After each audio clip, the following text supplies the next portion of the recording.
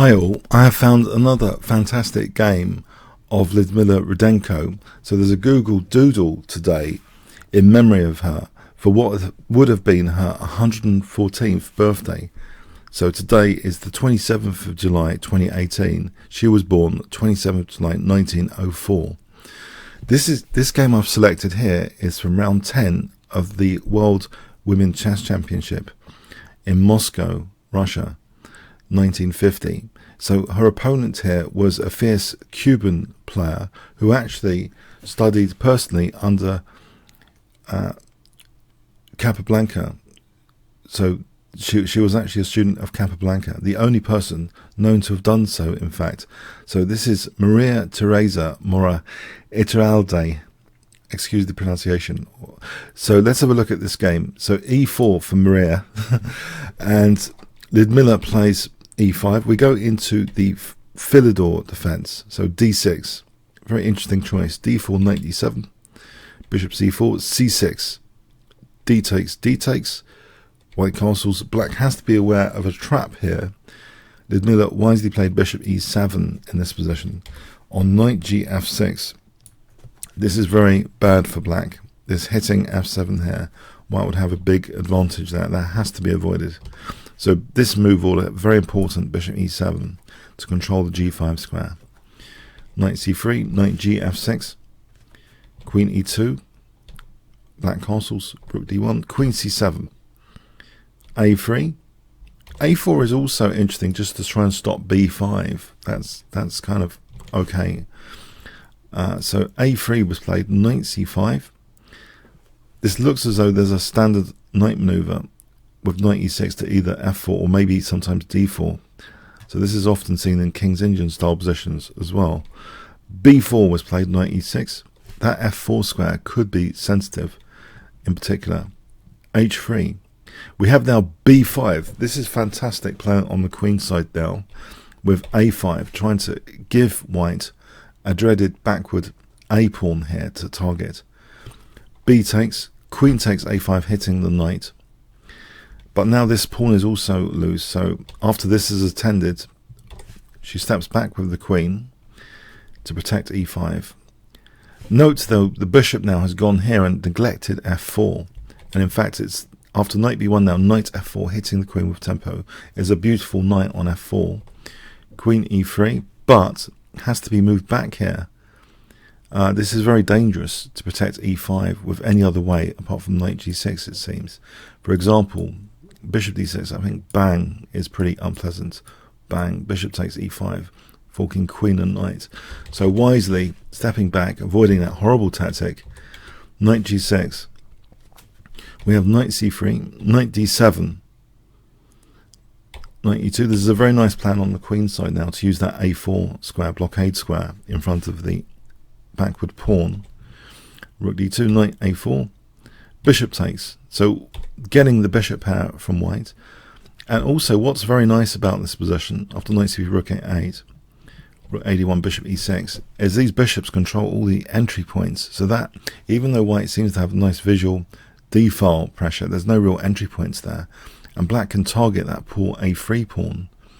Now, at this very instant, by the way, instead of bishop e6, if the pawn had been taken here, there is the resource knight takes b5 to be factored in, hitting the queen and discovering an attack on the bishop. So, for example, here is at least an even position. So, in this position, it's wise to just build up the pressure and wait for the right opportunity to take on a3 if that's on the cards. Knight f4. We have the rook stepping back. f6, another way of supporting e5 now, is found. In this position, again, there's the tactic, always knight takes b5. In this position, it actually works very well for white. White has a big edge there. There's going to be bishop d6 and e5 dropping off here, which would be particularly devastating, potentially. So, very important to do this kind of thing. f6 to reinforce e5. Then we have rook a7, a nice build-up, which, if you followed the kingscrusher channel recently, I had a Leela chess game, advanced AI targeting a backward a pawn just recently, just yesterday in fact. So here we see 1950, the plan used in 1950 to torture a backward a pawn. So white's piece is all getting passive to support the a pawn. Now this is really actually quite intriguing. This move is not an engine choice, but it is a really sensible, aggressive try. It really doesn't come up on engine radars, but it's an infiltration with the queen, which it seems it's difficult to actually stop. Knight d3, we have knight takes. Okay, white exchanges off the dangerous knight, but now queen a4. The queen's heading for a really aggressive square. It's a really nice aggressive plan, keeping the bishops like controlling the key entry points. The rooks are very, targeting, everything's targeting a3. It's a very elegant position for black. And we have now queen c4, and white cracks here under the pressure, in fact. f3 is played, which we'll see is a very bad idea indeed. Perhaps better would have been queen e1. For example, this position, black still stands better. There's a lot of pressure here. But this is a bad idea, as we're about to see. Bishop c5. We have now queen d3. This is not also a good follow-up. Here, again, queen e1 is to be preferred. And we'll see now why. Black's play. If I give you 5 seconds, what would you play here? There's a very awkward placing of white's pieces in this position. The queen hits the bishop, but you'll notice there's also a nasty bishop c4 potentially. But the bishop can't move back without dropping b1.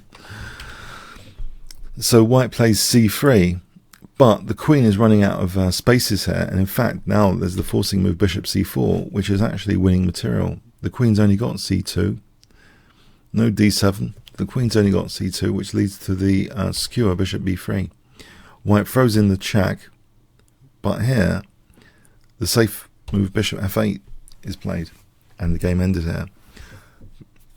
Black's just winning the exchange. For example, queen e2, bishop takes, rook takes. Black has a big advantage here, and these pieces are not very good at all. Massive advantage, so it wasn't played out after bishop f8.